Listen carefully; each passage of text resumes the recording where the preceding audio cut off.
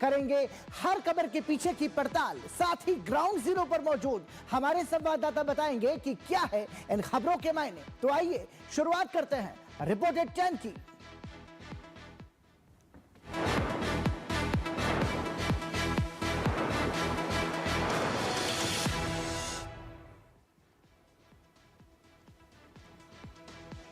और report eight 10 में आइए सबसे पहले नजर डालते हैं सुर्खियों पर। सबसे पहले बात करेंगे मन की बात एट 130। युवा जागे, वोट पड़े, लोकतंत्र मजबूत खड़ा रहे। इस खबर के मायने क्या है हमारे संवाददाता आपको बताएंगे। साथ ही राष्ट्रपति का संदेश गणतंत्र दिवस की पूर्व संध्या पर कितना महत्वपूर्ण है। विकास, समावेशन और आत्मनिर्भर भारत का संकल्प बताएंगे इसके मायने भी। इसके अलावा गणतंत्र दिवस से पहले राजधानी किले में तब्दील हुई है, कितनी चाक चौबंद व्यवस्था है उसकी जानकारी हमारे संवाददाता देंगे। साथ ही पद्म पुरस्कार 2026 की घोषणा हो चुकी है। सेवा और साधना को राष्ट्र का नमन है, बताएंगे आपको इसके भी मायने क्या है। इसके अलावा भारत EU FTA की दहलीज पर है, इतिहास रचने की तैयारी है, क्या है इसके खबर का महत्व वो भी आपको बताएंगे।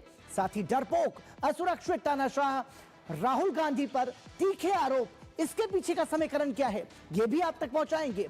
ब्रिज से शंखनाद, सत्ता की लड़ाई का इशारा साफ है, इसके सियासी समीकरण क्या है ये भी आपको बताएंगे। साथ ही बेटियों की सुरक्षा पर सवाल, नीट छात्रा केस ने झकझोरा है, इसके पीछे का जो महत्वपूर्ण पहलू है वो आप तक पहुंचाएंगे। इसके अलावा कड़ाके की ठंड का कहर, उत्तर भारत में शीतलहर का रेड अलर्ट है, बताएंगे मौसम के हाल से जुड़ी हुई महत्वपूर्ण खबर। साथ ही WEF के मंच से उठी है चिंगारी, अब ट्रंप और कार्नी आमने सामने होंगे, इसका विश्लेषण भी हमारे संवाददाता आप तक पहुंचाएंगे। तो आइए सबसे पहले नजर डालते हैं आज की पहली खबर। और आपको बता दें कि सबसे पहले बात करेंगे आज की पहली और महत्वपूर्ण खबर की, और वो है पद्म पुरस्कारों से जुड़ी। प्रधानमंत्री नरेंद्र मोदी ने रविवार को मन की बात के 130वें एपिसोड में देश को संबोधित किया। उन्होंने गणतंत्र दिवस और राष्ट्रीय मतदाता दिवस से पहले लोकतंत्र की ताकत, मतदाता की भूमिका और युवाओं के योगदान पर जोर दिया। मन की बात के 130वें एपिसोड में प्रधानमंत्री ने देशवासियों को गणतंत्र दिवस की अग्रिम शुभकामनाएं दी। उन्होंने 26 जनवरी को संविधान निर्माताओं को नमन करने का दिन बताया और 25 जनवरी राष्ट्रीय मतदाता दिवस की अहमियत रेखांकित की। मतदाता दिवस पर मैं अपने युवा साथियों से फिर आग्रह करूंगा कि वे 18 साल का होने पर वोटर के रूप में खुद को जरूर रजिस्टर करें। संविधान ने हर नागरिक से जिस कर्तव्य भावना के पालन की अपेक्षा रखी है, इससे वो अपेक्षा भी पूरी होगी और भारत का लोकतंत्र भी मजबूत होगा। प्रधानमंत्री ने स्टार्टअप इंडिया की यात्रा को देश के युवाओं के साहस और नवाचार की कहानी बताया। उन्होंने कहा कि इस पहल ने भारत के भविष्य की नींव रखी। स्टार्टअप इंडिया की जर्नी, इस अद्भुत जर्नी के हीरो हमारे युवा साथी हैं। अपने कंफर्ट जोन से बाहर निकलकर उन्होंने जो इनोवेशन किए वो इतिहास में दर्ज हो रहे हैं। प्रधानमंत्री ने जेनजी के बीच भक्ति और आधुनिक जीवन शैली के मेल को भी सकारात्मक बदलाव बताया। वहाँ जो गाया जा रहा होता है वो पूरी तन्मयता के साथ, पूरी लगन के साथ, पूरे लय के साथ भजन की गूंज, इस चलन को आज भजन क्लबिंग कहा जा रहा है और यह खास तौर पर जैन जी के बीच तेजी से लोकप्रिय हो रहा है। प्रधानमंत्री ने युवाओं से मतदाता के रूप में अपनी जिम्मेदारी को निभाने का आह्वान किया और स्टार्टअप इंडिया के जरिए नवाचार को नई दिशा देने वाले युवाओं की सराहना की। साथ ही उन्होंने जेनजी के बीच भक्ति को आधुनिक जीवन शैली से जोड़े जाने के प्रयास को सकारात्मक बदलाव बताया। गणतंत्र दिवस की 76वीं वर्षगांठ की पूर्व संध्या को राष्ट्रपति द्रौपदी मुर्मू ने देशवासियों को आत्मनिर्भरता, समावेशन और विकास का संदेश दिया। उनका संदेश स्पष्ट था, एक ऐसा भारत जहां सम्मान, सुरक्षा और अवसर हर नागरिक तक पहुंचे। राष्ट्रपति ने देश की दशा और दिशा पर नजर डालते हुए कहा कि गणतंत्र दिवस केवल उत्सव नहीं बल्कि अतीत, वर्तमान और भविष्य का अवलोकन करने का अवसर है। संविधान सिर्फ कानून की किताब नहीं, बल्कि न्याय, स्वतंत्रता, समता और बंधुत्व का जीवंत उद्घोष है। गणतंत्र दिवस का पावन पर्व हमारे अतीत, वर्तमान और भविष्य में देश की दशा और दिशा का अवलोकन करने का अवसर होता है। स्वाधीनता संग्राम के बल पर 15 अगस्त 1947 के दिन से हमारे देश की दशा बदली। भारत स्वाधीन हुआ। हम अपनी राष्ट्रीय नियति की निर्माता बने। राष्ट्रपति ने गणतंत्र की असली ताकत उसके नागरिकों में बताई।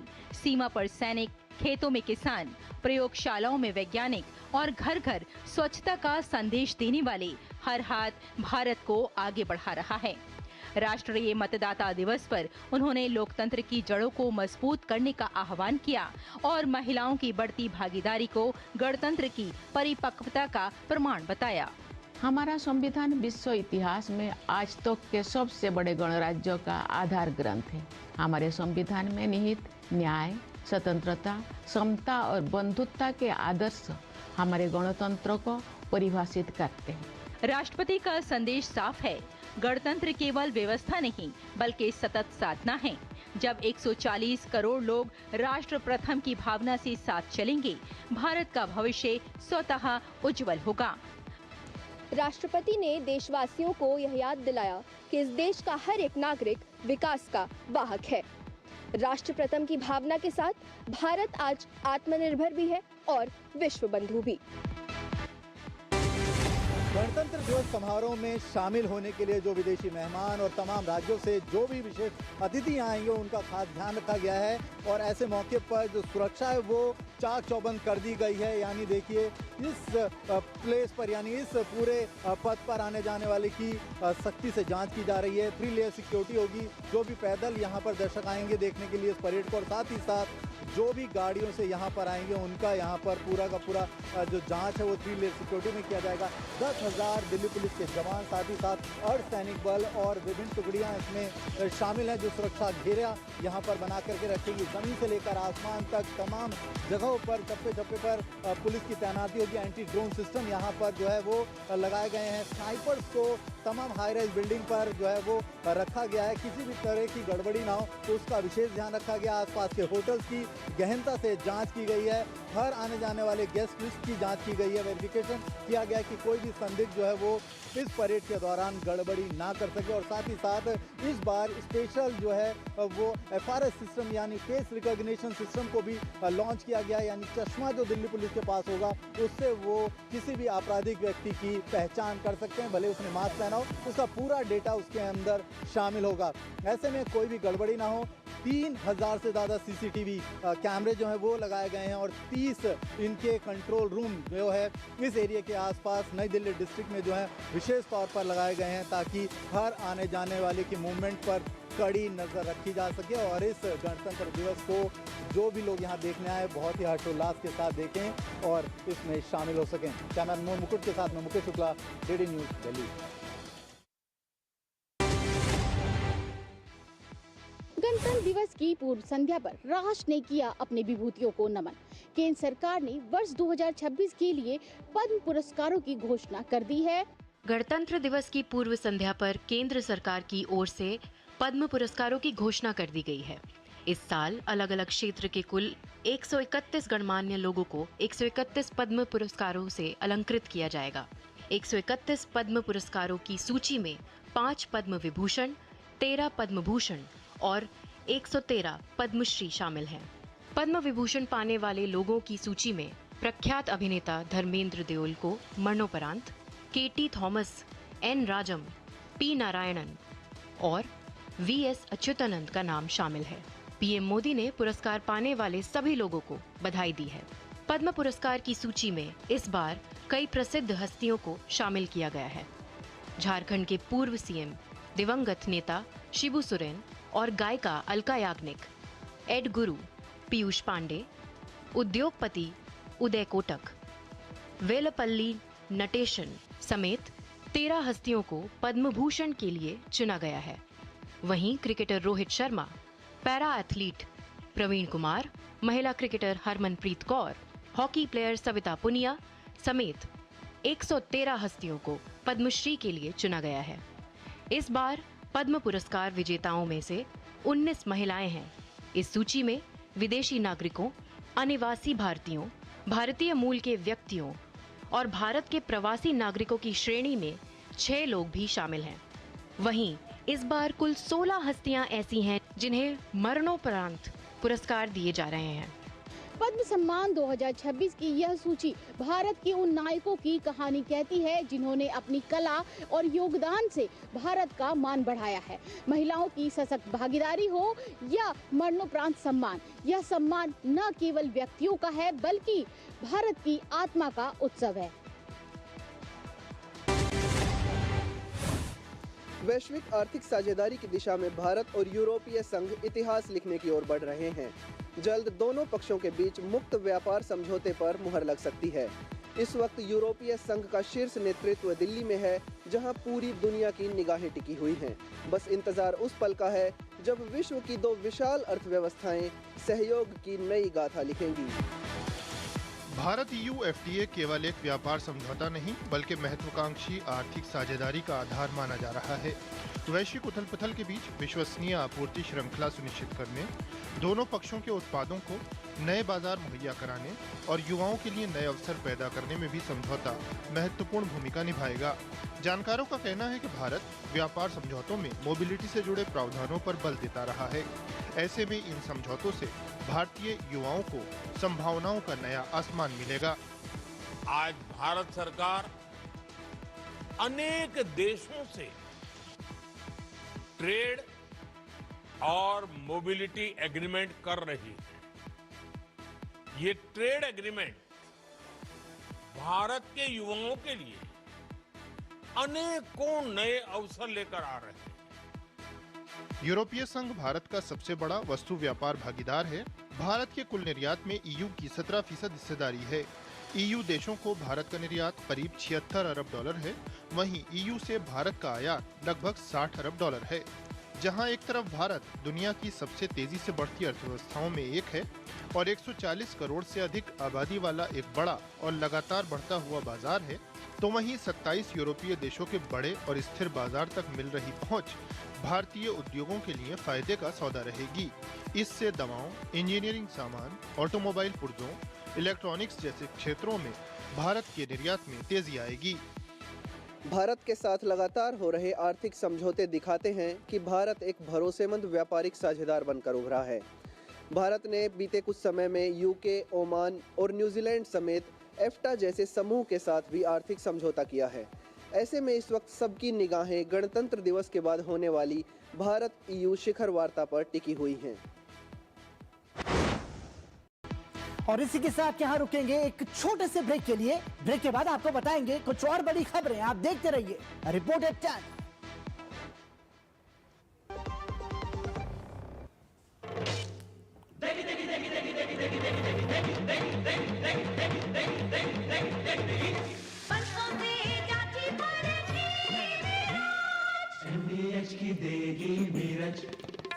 देगी मिर्च का तड़का, अंग अंग फड़का। MDH की देगी मिर्च। हाँ भाई, मेरा आना पक्का है। मैं 7 तारीख को आ रहा हूँ।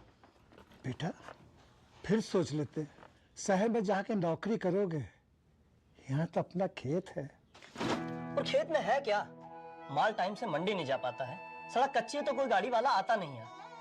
ये खेती वेती छोड़ दो बाबा, आप मुझसे तो नहीं होगा। मैं जा रहा हूँ शहर अपने दोस्त के पास।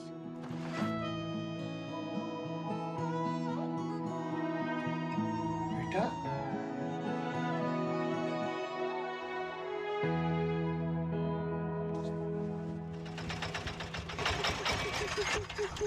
बाबा अब सड़क बन चुकी है, खेत से सीधा मंडी, और मैं अब यही रहूंगा आपके पास। सड़क ये दोस्त है मेरी, सड़क ये दोस्त है मेरी। इस देश की हर माँ, बच्चे, बूढ़े, जवान, खिलाड़ी, डॉक्टर, इंजीनियर, सबको गाय भैंस की दूध की शक्ति पर भरोसा है। पर जब इन पशुओं को कपिला पशु आहार मिलेगा, तभी तो दूध सिर्फ ज्यादा ही नहीं, शक्ति से भरपूर भी होगा। कपिला पशु आहार, देश का नंबर 1 पशु आहार। व्यक्तिगत जानकारी के लिए ऑनलाइन अनुरोधों से रहें सावधान। कुछ भी जानकारी देने से पहले जरूर सोचें। कोई भी वैधानिक कंपनी फोन या इंटरनेट पर आपसे निजी जानकारी कभी भी नहीं मांगती, इसलिए ऐसे कॉल या ईमेल आने पर अपनी जानकारी देने से पहले समझदारी दिखाएं और सावधानी बरतें। टिंग टिंग, अम्मा मैसेज। मैं आपके मौसा के चाचा का नाती का पोता, शादी का कार्ड मैसेज में भेजा है, डाउनलोड करिए और आशीर्वाद दीजिए। मैं तो आपको जानती भी नहीं, फिर भी शादी का कार्ड खोलूं? मैं मूर्ख नहीं हूँ। क्या बात है अम्मा। यूपीआई कहता है अगर कोई अनजान नंबर से फाइल या लिंक भेजे तो क्लिक मत करो और कहो मैं मूर्ख नहीं।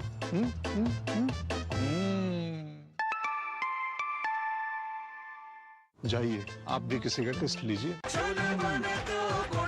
गोल्डी छोले मसाले जहाँ जाए रिश्ते बनाए। गोल्डी लाए हैं फ्रेश लॉक टेक्नोलॉजी जो रखे मसालों को हर समय फ्रेश। ब्रेक के बाद एक बार फिर आपका स्वागत। आप देख रहे हैं रिपोर्टर 10 और अगली खबर कांग्रेस में खुली जंग से जुड़ी हुई है। दरअसल कांग्रेस में अंतरकलह की शुरुआत हो चुकी है और राहुल गांधी पर पार्टी के भीतर ही सबसे बड़ा हमला हुआ है। क्या है पूरा मामला, आइए देखते हैं। कांग्रेस का अंदरूनी घमासान अब खुली जंग बनता दिख रहा है।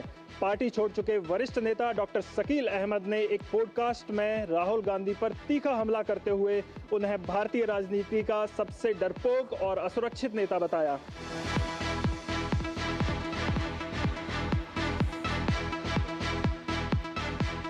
कांग्रेस में उठते सवाल अब फुसफुसाहट नहीं खुली बगावत का रूप ले चुके हैं। सवाल सीधा है, क्या कांग्रेस में सामूहिक नेतृत्व है या पार्टी एक परिवार के इशारों पर चल रही है? कभी कांग्रेस की सियासत के केंद्र में रहे डॉक्टर शकील अहमद ने बिहार चुनाव के बाद पार्टी छोड़ी और अब राहुल गांधी पर सीधा और तीखा हमला बोला है। एक पॉडकास्ट में शकील अहमद ने राहुल गांधी को भारतीय राजनीति का सबसे डरपोक और असुरक्षित नेता बताते हुए कांग्रेस के अंदरूनी लोकतंत्र पर गंभीर सवाल खड़े कर दिए हैं। मैंने राहुल गांधी जी को ऐसी बात की है जो उनको पसंद नहीं कि आप ये नहीं कीजिए, आप ये नहीं कीजिए, ये गलत हो, इससे पार्टी को नुकसान होगा, ये होगा। मतलब वो आलोचना पसंद नहीं करते। आलोचना ही नहीं, मतलब अपने से कोई आदमी समझाने की कोशिश करता है तो उसको अप्रिशिएट करना चाहिए। उसको शायद अपना ह्यूमिलिएशन समझते हैं कि हमको बच्चा समझता है, हमको छोटा समझता है। हिंदी में गलत शब्द है लेकिन हमको दूसरा शब्द और समझ में नहीं आ रहा है। डरपोक एक शब्द है, बहुत अच्छा शब्द नहीं है मगर मैं इस्तेमाल कर रहा हूँ। हमला यही नहीं रुका, उन्होंने यहाँ तक कह दिया कि कांग्रेस में लोकतंत्र नहीं तानाशाही मॉडल चल रहा है। शकील अहमद के इन बयानों से सियासत में भूचाल आ गया है। बीजेपी ने राहुल गांधी पर सवाल उठाने वालों को पार्टी से बाहर करने का आरोप लगाया है। कांग्रेस पार्टी उन सभी लोगों से घृणा करती है जो मानसिक रूप से संपन्न हो, जो वोट बैंक में संपन्न हो, जमीनी राजनीति में संपन्न हो और जो लोग संगठनात्मक अनुभव में संपन्न हो। शकील अहमद बिल्कुल सही बोल रहे हैं। सत्यमेव जयते कि राहुल गांधी एक डरपोक है। वो पहले एहसास भी नहीं करना चाहते कि उनके नेतागण क्या बोल रहे हैं उनके पार्टी के बारे में, उनके नेतृत्व के बारे में, और जो उन्होंने कहा सच्चाई है। मायावती जी सत्ता से बाहर हो गई तो वो छोड़कर कांग्रेस की तरफ आए। अब कांग्रेस छोड़कर कहाँ जाएंगे कहना मुश्किल है। तो कुछ लोग ऐसे होते हैं जो चाहते हैं कि उनको अधिक से अधिक तवज्जो दिया जाए। कांग्रेस के भीतर नेतृत्व और लोकतंत्र को लेकर उठे ये सवाल नए नहीं हैं, लेकिन हमला इस बार पार्टी के भीतर से है। बीजेपी हमलावर है, कांग्रेस जवाब खोज रही है और राहुल गांधी एक बार फिर सियासी घेरे में हैं। उत्तर प्रदेश विधानसभा चुनाव 2027 को लेकर भाजपा ने रणनीतिक मोर्चा खोल दिया है। राष्ट्रीय अध्यक्ष नितिन नवीन ने मथुरा की ब्रजभूमि से चुनावी बिगुल फूंकते हुए कार्यकर्ताओं को संगठन और चुनाव की तैयारियों में पूरी ताकत झोंकने का संदेश दिया। भाजपा 2027 में सत्ता की हैट्रिक के लिए अब जमीनी तैयारी में जुट गई है। मथुरा पहुंचकर नितिन नवीन ने पार्टी कार्यकर्ताओं को चुनावी मोड में आने का आह्वान किया और चेताया कि कुछ राजनीतिक ताकतें सिर्फ चुनाव के समय सक्रिय होती हैं और लोकतांत्रिक संस्थाओं को कमजोर करने की कोशिश करती हैं। भव्य स्वागत से साफ हो गया कि भाजपा संगठन चुनावी मोड में पूरी तरह सक्रिय है। इस देश में एक ऐसी ताकतें भी काम कर रही हैं जो हमेशा इस देश को बांटने में, काटने में और विश्वास करती हैं, इस देश के संविधान को अपमानित करने में विश्वास करती हैं, हमें उन ताकतों से भी लड़ना है। चुनाव आते ही ये ताकतें फिर से जीवित होती हैं। भाजपा अध्यक्ष ने पूर्ववर्ती सरकारों पर अराजकता और कानून व्यवस्था ध्वस्त करने का आरोप लगाया। जो लोग राजनीति को टाइम पास समझते हैं, जो कुछ समय चुनाव आएगा तो आते हैं और फिर विदेश चले जाते हैं, वो उनको भी सबक सिखाने का समय फिर आता है। दौरे के दौरान नितिन नवीन ने मुख्यमंत्री योगी आदित्यनाथ के साथ अक्षय पात्र में प्रधानमंत्री नरेंद्र मोदी के मन की बात सुनी। इसके बाद बांके बिहारी मंदिर में पूजा अर्चना कर प्रदेश की सुख समृद्धि की कामना की। ब्रजभूमि में उठी ये राजनीतिक गूंज साफ कर देती है कि भाजपा ने 2027 चुनाव के लिए संगठनात्मक, वैचारिक और राजनीतिक रणनीति पर कमर कस ली है। मथुरा दौरा केवल धार्मिक कार्यक्रम नहीं बल्कि 2027 के सियासी जंग का रणनीतिक शंखनाद बन गया। भाजपा ने संकेत दे दिया है कि संगठन, सरकार और वैचारिक स्पष्टता के साथ चुनावी मैदान में उतरी है। जीत की हैट्रिक के लक्ष्य के साथ ही पार्टी ने चुनाव में शुरुआती बढ़त बनाने की तैयारियां तेज कर दी हैं। राजनीतिक उठापटक के कारण चर्चाओं में रहने वाला बिहार एक बार फिर सुर्खियों में है। हालांकि इस बार इसकी वजह एक ऐसी घटना है जिसने पूरे बिहार को शर्मसार कर दिया है। नीट छात्रा की मौत मामले में आई एफएसएल रिपोर्ट ने पटना पुलिस के दावों की धज्जियां उड़ा दी। साथ ही ये भी स्पष्ट कर दिया कि जिस मामले को आत्महत्या बताकर रफा दफा करने की कोशिश की जा रही थी, वो असल में दिल दहला देने वाली दरिंदगी थी।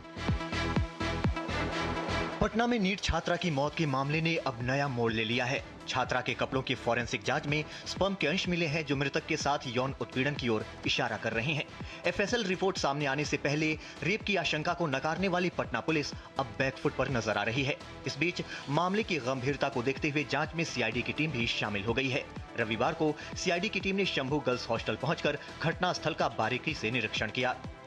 जो दोषी है उस पर कार्रवाई होना चाहिए। रिपोर्ट आया है तो अब सरकार को जल्द से जल्द उसको दबोचना चाहिए। इस मामले को लेकर मृतक के परिजन पहले दिन से ही किसी अनहोनी की आशंका जता रहे थे। आरोप है कि पटना पुलिस के कुछ अधिकारी निष्पक्ष जांच के बजाय मामले को रफा दफा करने की कोशिश में जुटे थे। हालांकि बढ़ते जनाक्रोश के बाद पटना एसएसपी ने शनिवार को कदमकुआ थानाध्यक्ष हेमंत झा और चित्रगुप्त नगर थानाध्यक्ष रोशनी कुमारी को निलंबित कर दिया। डीप इन्वेस्टिगेशन की जा रही है। उसका प्रमाण ये है कि एफएसएल में भेजा गया सब कुछ। किसी भी दोषियों को बख्शा नहीं जाएगा और किन कंडीशंस में हुआ ये भी पता किया जाएगा। बता दें कि 6 जनवरी को नीट छात्रा हॉस्टल के कमरे में बेहोश मिली थी, जिसके बाद उसे पटना के 3 अलग अलग अस्पतालों में भर्ती कराया गया। 9 जनवरी को जब मेदांता अस्पताल में छात्रा की हालत बिगड़ी, तब जाकर पुलिस ने पहली बार शिकायत दर्ज की। आखिरकार 11 जनवरी को छात्रा ने दम तोड़ दिया। पूरा देश नीतीश कुमार को सुशासन बाबू के नाम से जानता है, जिन्होंने बिहार को जंगल राज से निकालकर बेटियों को नई उड़ान दी। हालांकि अब एक महिला पुलिस अधिकारी की लचर कार्यशैली के कारण पूरा सिस्टम ही सवालों के कटघरे में खड़ा है। ऐसे में सबसे बड़ा सवाल ये है कि क्या इस घटना के लिए महज एक निष्पक्ष जांच ही काफी होगी? देश इन दिनों कड़ाके की ठंड की गिरफ्त में है। उत्तर पश्चिमी राज्यों में तेज बारिश और पहाड़ों पर ताजा बर्फबारी के बाद ठंड ने अपना प्रकोप दिखाना शुरू कर दिया है। मौसम विभाग ने भी इसको लेकर कई राज्यों में शीतलहर का अलर्ट जारी किया है।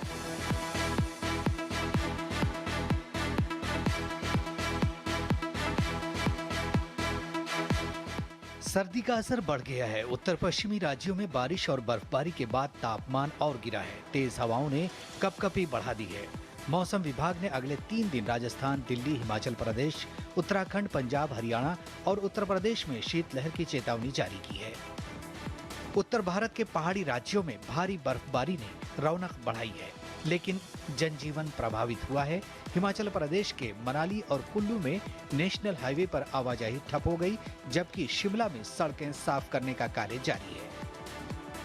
उत्तराखंड में मौसम फिलहाल साफ है, लेकिन 28 जनवरी तक पर्वतीय क्षेत्रों के लिए अलर्ट जारी है। बारिश और बर्फबारी ने सूखे का असर खत्म किया और पर्वतीय क्षेत्र चांदी की तरह चमक उठा।